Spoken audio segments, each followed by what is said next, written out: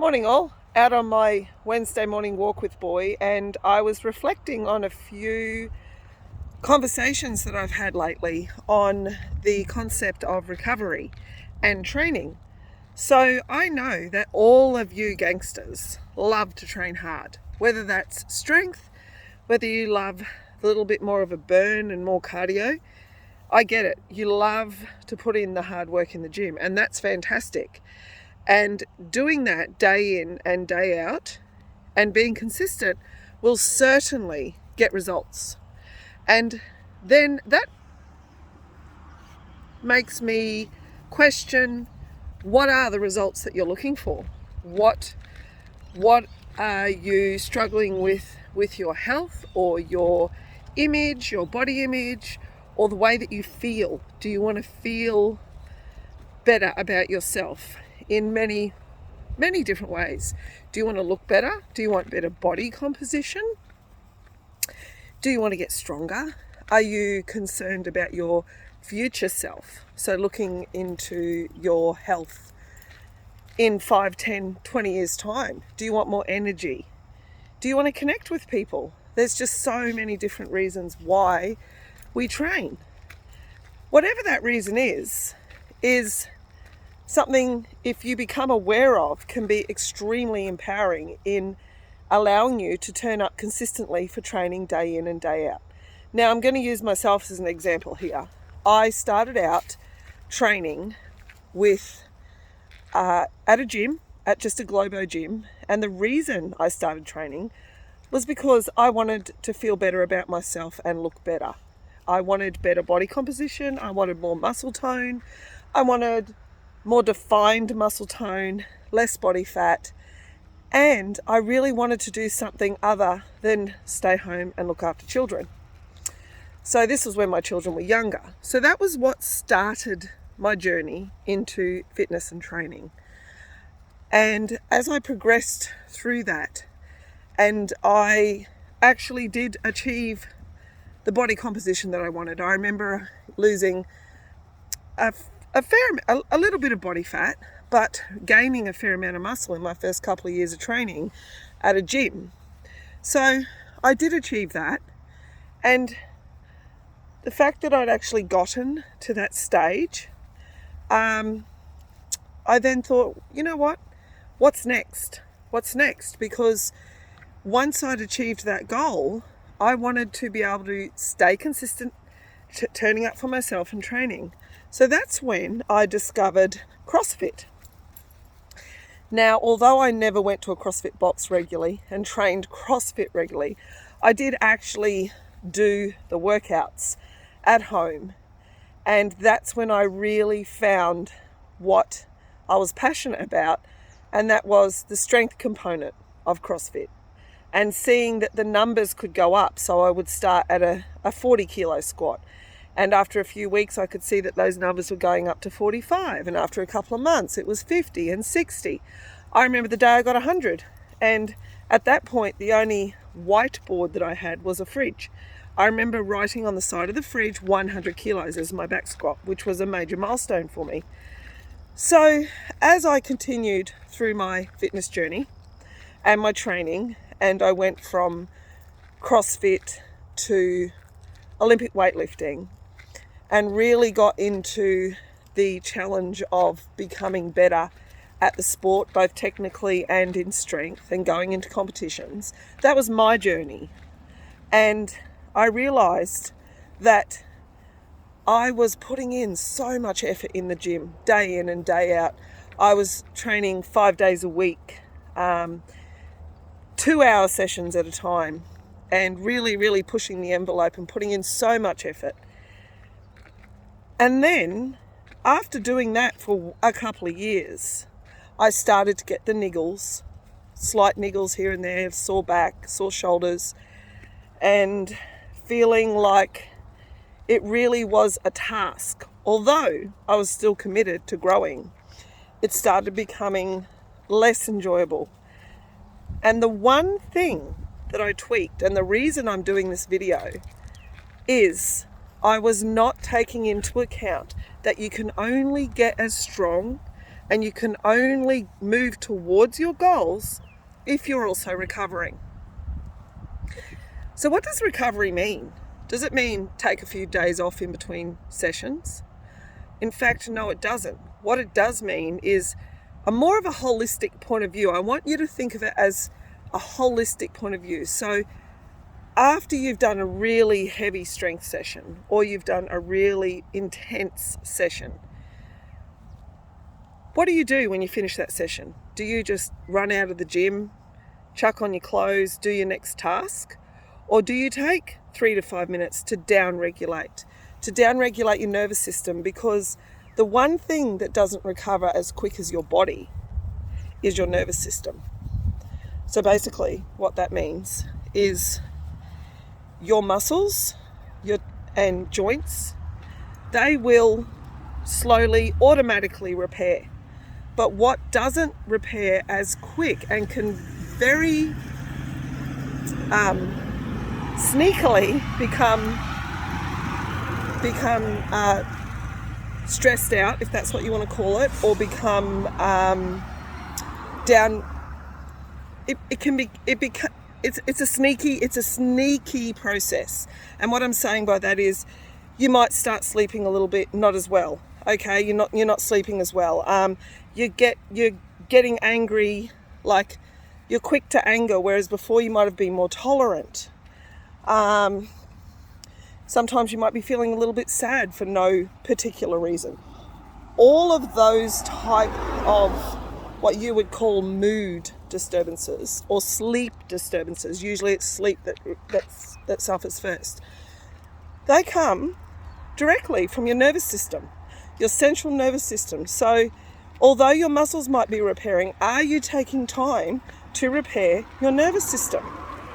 And how do you do that, you might ask? Well, number one, you've all heard of the fight and flight or freeze, okay, zone of our bodies, which is the sympathetic or parasympathetic.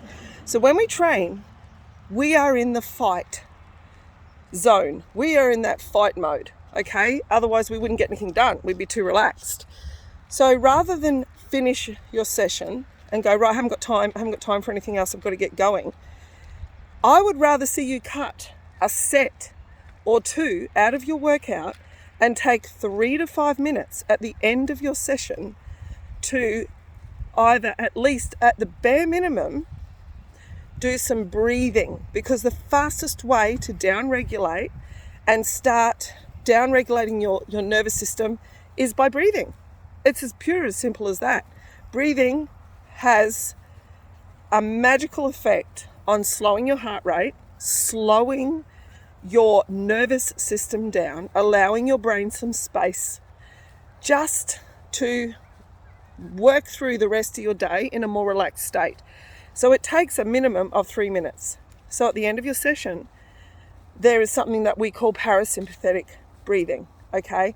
So it's as simple as 4 counts in, hold for 2 and out for 8, all right? So the exhale is always longer than the inhale. And when you inhale, you need to inhale into your stomach, just like you do in a back squat, just like you do in a deadlift, all right? So that is one very simple way to get yourself out of the fight, flight, or freeze and into the rest and recover. If you have a little bit more time than that, pairing that with some stretching and some music, some down-regulatory music, so some chill music, whatever you like. I have plenty that I can refer for you if you want to know more about that. But music and breath will get you even quicker and a little bit deeper into that rest and recover zone. So that's what you can do directly after training, okay? Straight, that is part of your training. That's not separate to your training.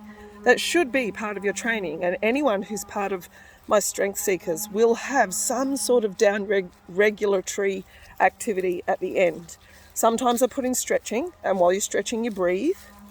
Sometimes I'll put in just the breathing.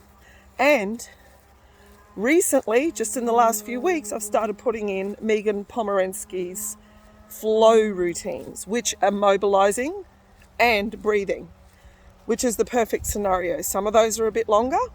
So even if you do 5 minutes of those, go home and do the rest at another time, you're still one step ahead than if you just walk out of the gym in that fight and flight zone and attacking the rest of your day upregulated. Okay, so that's number one. Number one is part of your training. Number two is, as far as recovery goes, is really having a good look at your sleep. How long are you sleeping? What's the quality of your sleep? Because you may be sleeping for 9 hours, but are you waking up 20 times a night? So your sleep is really important, and there's so many good strategies for getting good sleep. I'm sure some of you have heard a lot of them, but I'm going to quickly run through a list that I have in my head because I know that I've had problems with sleeping in the past, and quite big problems. I remember a few years ago, I didn't sleep well for at least a year. I couldn't get to sleep and I couldn't stay asleep, and it was honestly one of the worst periods of my life. So here's some suggestions for sleep. Number one, avoid the screens. Okay, especially your phone. Anything where you're scrolling is worse than just lying down and maybe watching a mindless TV show, okay?